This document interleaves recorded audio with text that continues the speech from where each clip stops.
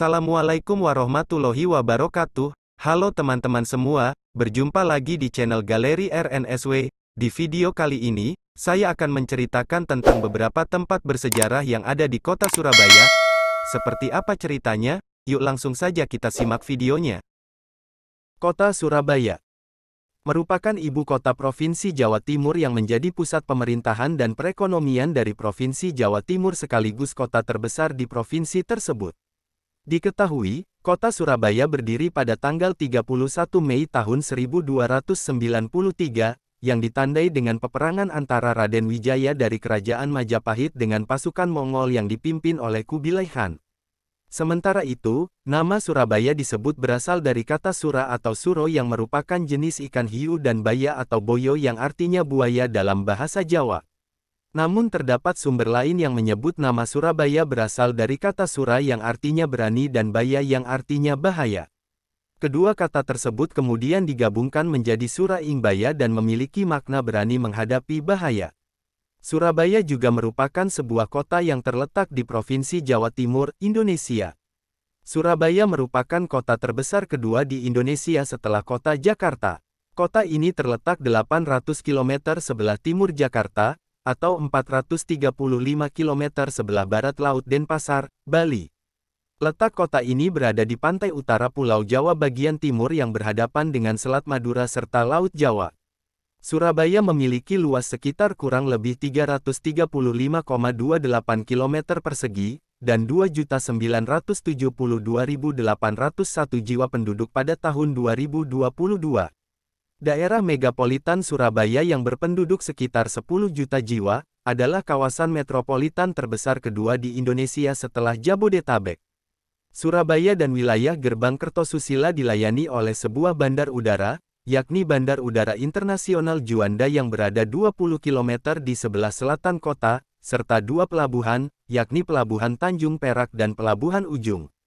Surabaya dikenal dengan sebutan Kota Pahlawan karena pertempuran tanggal 10 November tahun 1945, yaitu sejarah perjuangan arek-arek Surabaya pemuda-pemuda Surabaya dalam mempertahankan kemerdekaan bangsa Indonesia dari serangan penjajah. Surabaya juga sempat menjadi kota terbesar di Hindia Belanda dan menjadi pusat niaga di Nusantara yang sejajar dengan Hong Kong dan Shanghai pada masanya. Menurut Bappenas, kota Surabaya adalah salah satu dari 4 kota pusat pertumbuhan utama di Indonesia, bersama dengan Medan, Jakarta, dan Makassar. Kota Surabaya menyisakan banyak kenangan tempat bersejarah, berikut beberapa tempat bersejarah di Surabaya. 1. Gedung Siola, Museum Surabaya. Gedung megah yang berada di Jalan Tunjungan ini dibangun pada tahun 1877 oleh investor kebangsaan Inggris bernama Robert Laidlaw. Ia juga merupakan pemilik Whiteway Laidlaw & Co., perusahaan retail besar dunia saat itu. Ketika itu, gedung tersebut dibangun sebagai pusat perkulakan dengan nama Het Engelse Warenhuis, atau toko serba ada Inggris. Masa jaya keluarga Whiteway Laidlaw di bidang perdagangan berakhir pada tahun 1935, saat pendirinya meninggal dunia. Pada tahun 1935, saat Jepang masuk ke Surabaya, gedung tersebut diambil alih oleh pengusaha Jepang dan diganti namanya menjadi Toko Chiyoda. Toko Chiyoda adalah toko tas dan koper terbesar di Surabaya kala itu. Karena populer, banyak orang yang juga membuka toko tas dan koper di sekitar toko tersebut. Masa jaya Chiyoda berakhir tak lama setelah Jepang menyerah kalah pada Sekutu. Toko Chiyoda pun ditutup, dan gedung pun menjadi kosong. Selain memiliki bangunan artistik, rupanya Siola menjadi tempat bersejarah di Surabaya. Hal ini dikarenakan saat perang pada November tahun 1945, gedung Chiyoda ini menjadi saksi bisu sebagai gedung pertahanan saat melawan Sekutu. Perang tak terhindarkan, membuat gedung satu ini menjadi sasaran tembak dari tank-tank pasukan Sekutu, hingga membuatnya hangus terbakar. Setelah perang, gedung ini menjadi kosong dan terbengkalai, hingga akhirnya pada 1950, Presiden Soekarno mengambil alih gedung sebagai aset Pemkot Surabaya. Setelah masa kemerdekaan, gedung putih ini dialihkan fungsi menjadi pusat perbelanjaan yang modern. Dan sekarang, gedung Siola dialih fungsikan sebagai Museum Surabaya. Saat memasuki bangunan ini, seakan sedang menjelajah waktu. Berbagai koleksi dan foto-foto lama berjajar apik di dinding, sehingga menambah wawasan perjalanan sejarah yang mengesankan dari kota satu ini.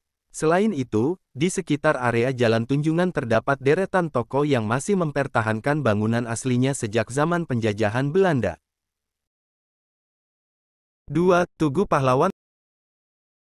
Tempat bersejarah selanjutnya adalah Tugu Pahlawan. Bisa dikatakan tempat ini menjadi ikon kota Surabaya karena menjadi salah satu tempat wisata sejarah yang begitu kondang. Tempat ini dibangun megah di area Taman Kebon Rojo, lokasinya yang berada di pusat kota, tepatnya di samping kantor Gubernur Jawa Timur, juga memudahkan wisatawan dari berbagai kota untuk menjangkaunya. Perlu diketahui, tugu ini dibangun untuk memperingati pertempuran tanggal 10 November tahun 1945 yang juga diresmikan sebagai Hari Pahlawan di setiap tahunnya. Tugu yang dibangun menjulang berbentuk paku terbalik dengan tinggi 41,15 meter, memiliki lengkungan kanal lurus yang jumlahnya 10 dan dibagi menjadi 11 ruas.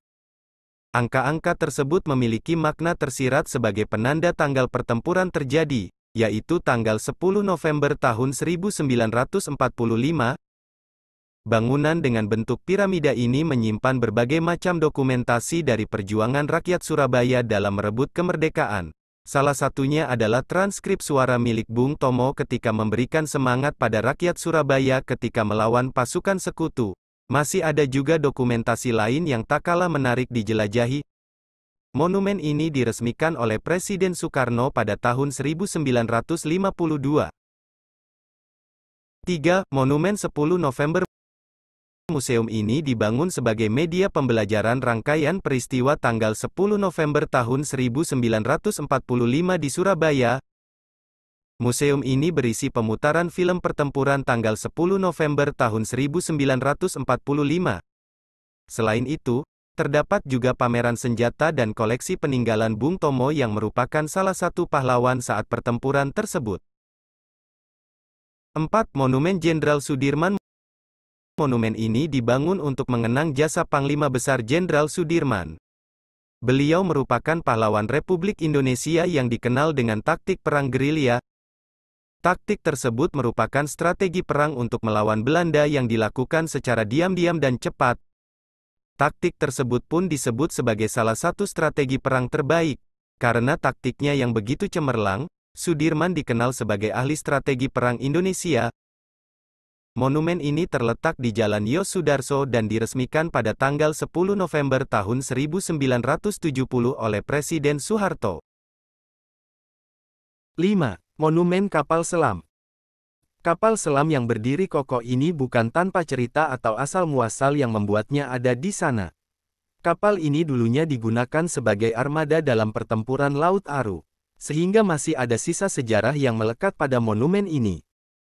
Pertempuran tersebut dilakukan untuk kembali membebaskan Irian Barat yang pada saat itu diduduki oleh Belanda. Untuk memperingati serta mengenang bagaimana beraninya para pahlawan, kapal ini sengaja dibawa ke darat. Sebelumnya kapal selam ini lebih dulu dipotong agar lebih mudah untuk membawanya. Barulah kemudian dirangkai kembali, baik bagiannya ataupun interiornya. Yang menarik dari monumen kapal selam ini, pengunjung bisa menyaksikan film tentang proses peperangan yang saat itu terjadi di Laut Aru. Hingga kini, monumen kapal selam menjadi wisata tempat bersejarah di Jawa Timur yang sayang untuk dilewatkan. Bahkan banyak anak-anak sekolah yang sering menjadikan tempat ini sebagai tujuan wisata atau study tour. Karena mengunjungi tempat bersejarah selain refreshing juga bisa mendapatkan pengetahuan yang lebih banyak. 6. Kawasan Jembatan Merah. Perjuangan arek-arek Surabaya dalam merebut kemerdekaan tidak akan bisa lepas dari Jembatan Merah. Jembatan Merah di masa lalu, terutama di masa penjajahan Hindia Belanda menjadi kawasan yang paling sibuk. Semua pusat pemerintahan, perkantoran, hingga perdagangan berpusat di daerah ini pasca perjanjian Pakubuwono II dengan VOC pada tanggal 11 November tahun 1743. Pada zaman dahulu, jembatan ini dibangun untuk menghubungkan antara wilayah Surabaya Barat dan Surabaya Timur yang dipisahkan oleh Sungai Kalimas. Di mana pada masa itu, bagian barat dihuni oleh orang Eropa, sementara di timur dihuni oleh non-Eropa juga pribumi. Jembatan Merah berperan penting saat perperangan karena masyarakat Surabaya saat itu bertahan di kawasan Jembatan Merah untuk melawan tentara Belanda dan sekutu. Di tempat ini, banyak bangunan yang masih terjaga keaslian arsiteknya dan menjadi sejarah perniagaan. 7. Jalan Gula dan Jalan Karet. Kawasan satu ini memang sangat cocok untuk seorang fotografer yang suka memfoto objek cantik. Di Jalan Gula serta Jalan Karet ini, spot-spot vintage-nya begitu mengundang perhatian, tak heran jika kedua jalan ini seringkali dijadikan sebagai tempat foto prewedding dan lokasinya tak jauh dari Jembatan Merah. Saat menginjakkan kaki di jalan ini, seakan-akan memasuki lorong waktu di masa penjajahan lalu. Bagaimana tidak, bangunan yang ada hingga saat ini tidak banyak berubah dan kesan vintage-nya begitu kental. Melangkahkan kaki ke Jalan Gula, harus diketahui jika dulunya jalan ini menjadi pusat pabrik tembakau yang dimiliki oleh orang Belanda. Gang dan lorong sempit menghadirkan bangunan-bangunan tua yang begitu cantik. Berbeda dengan Jalan Gula, di Jalan Karet, bangunan yang dimiliki terkesan lebih megah dan indah. Mengingat dahulunya sepanjang jalan ini merupakan pusat perniagaan sibuk di Surabaya. 8. Museum House of Sampurna. Mungkin orang berpikir jika tempat satu ini berkaitan dengan sebuah merek rokok kondang di Indonesia. Faktanya, memang bangunan ini menjadi salah satu tempat produksi rokok Sampurna di tahun 1932. Sebelumnya, bangunan ini merupakan panti asuhan yang kemudian dibeli pemilik dari Sampurna. Setelah mengalami beberapa renovasi, saat ini HOS, begitu sebutannya menjadi sebuah museum yang cantik. Tempat wisata bersejarah Surabaya ini menawarkan banyak koleksi lengkap yang berkaitan dengan sejarah. Menariknya, pengunjung juga bisa mengikuti tur gratis sehingga bisa mengetahui sejarah kota pahlawan ini lebih banyak. Beberapa bangunan bersejarah dijadikan sebagai tujuan tur yang begitu menyenangkan serta dipandu dengan pemandu yang memberikan narasi dan tambahan informasi yang menarik.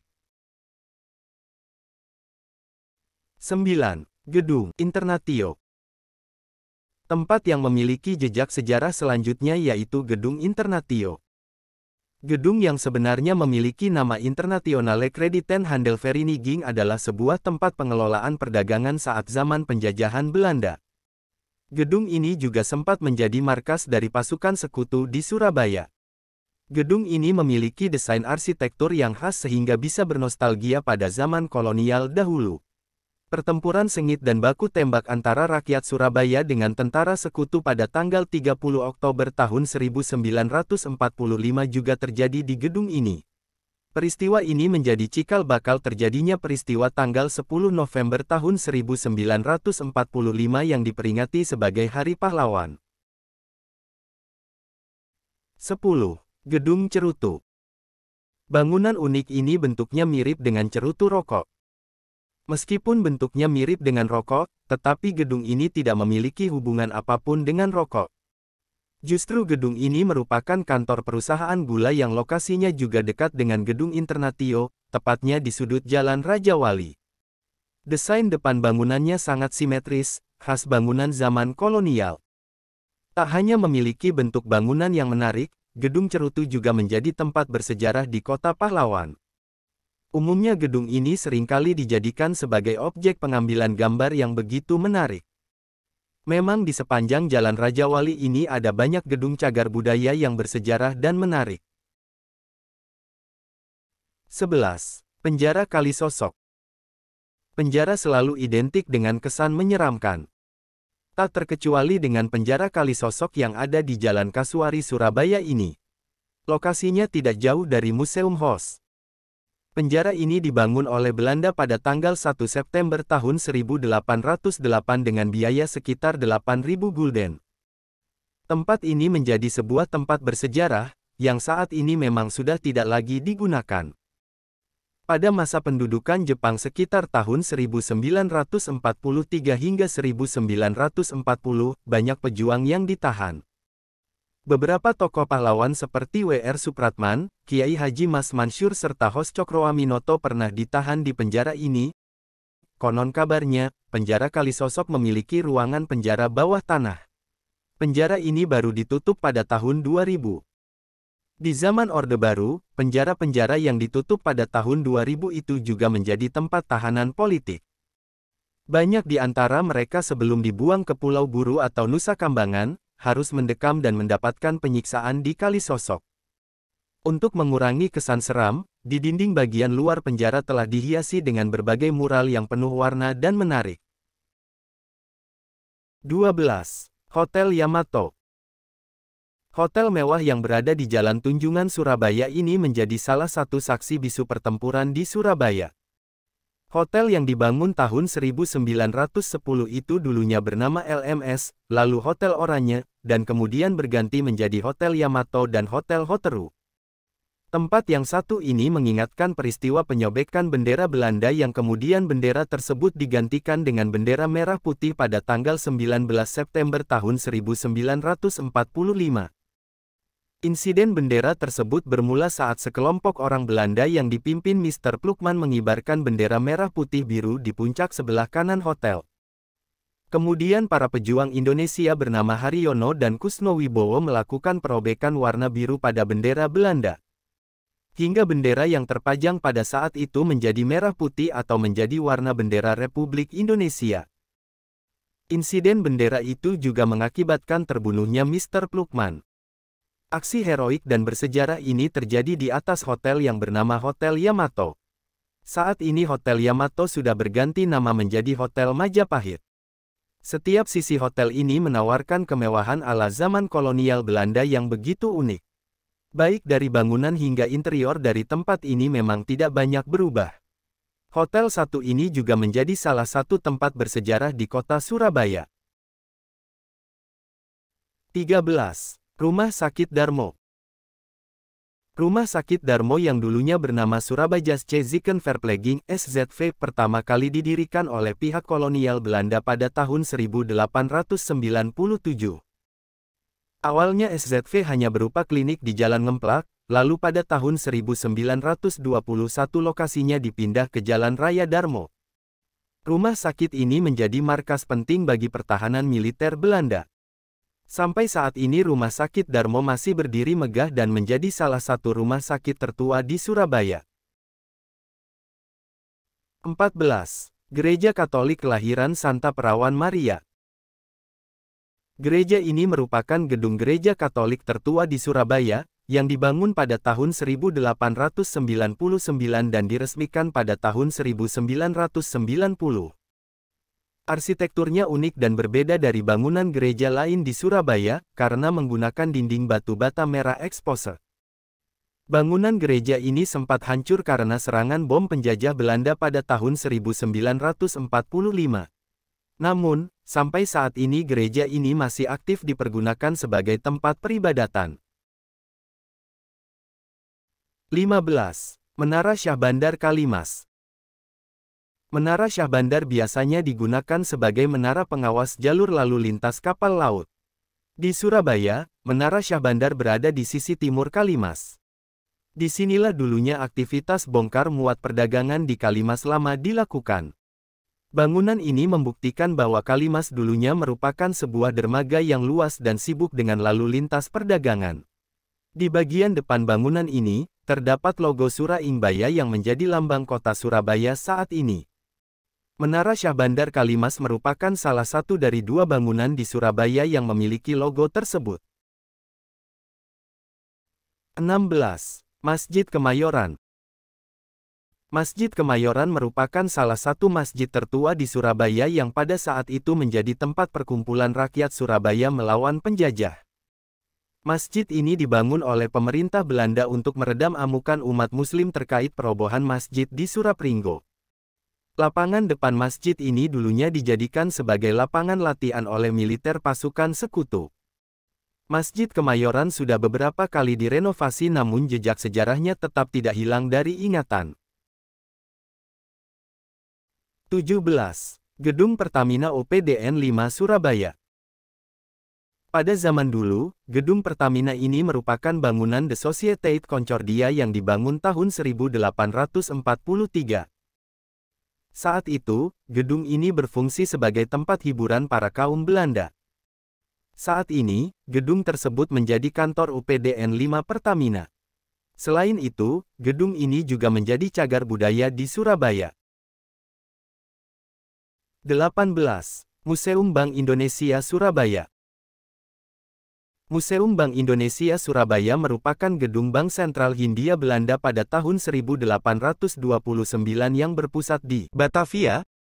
Saat ini gedung tersebut telah dibeli oleh Bank Indonesia dan dijadikan museum yang menampilkan sistem perbankan Indonesia. Museum ini menyimpan koleksi uang lama yang ada di Indonesia. 19. Gedung Grahadi. Gedung ini dibangun tahun 1795. Tempat tinggal Dirk van Hogendorp, seorang penguasa Jawa bagian timur, Gezaheber van het Oosthoek. Pada tahun 1799 sampai tahun 1809 gedung ini ditempati Frederik Jacob Rothenbuchler. Pada tahun 1810 masa pemerintahan Herman William Daendels, bangunan ini direnovasi menjadi Empire Style atau Dutch Colonial Villa. Gaya ini merupakan arsitektur neoklasik Perancis yang dituangkan secara bebas di Indonesia sehingga menghasilkan gaya Hindia Belanda bercotra kolonial. Pada tahun 1870, digunakan untuk rumah residen Surabaya. Pada masa pemerintahan Jepang digunakan untuk rumah gubernur Jepang, Shuuchokan Kaka, sekarang digunakan sebagai rumah dinas gubernur Jawa Timur. Luas tanah Grahadi 16.284 meter persegi, di tepi Kalimas. Sebelum dimiliki pemerintah, tanah ini milik seorang Tionghoa dan dibeli pemerintah dengan ganti rugi segobang atau 2,5 sen.